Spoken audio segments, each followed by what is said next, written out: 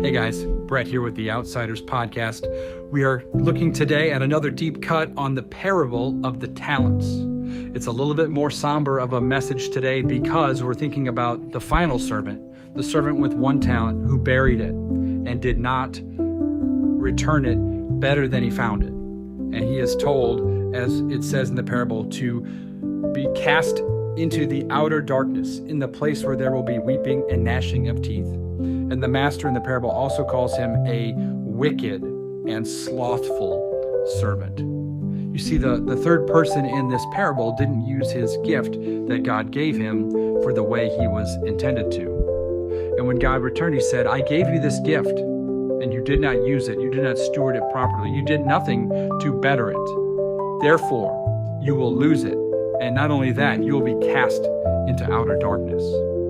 So if the Lord has saved you and he has called you to be faithful to him and to steward the gifts you've given, maybe you feel like you are the one talent servant. You say, my gifts aren't that great. I can't do amazing things for God. I feel like what I offer is so meager and so small. This man was never condemned for the gift that he had, the talent, the ability that he had. There was no judgment on his abilities. There was judgment on his stewardship of the gift that he had. So you might feel like your gift is not worth giving, or you feel like there's so many people that can do so much more in the kingdom than you can. That's not the point. The point of the parable is that you are to worship God and glorify him by using whatever you've got for him.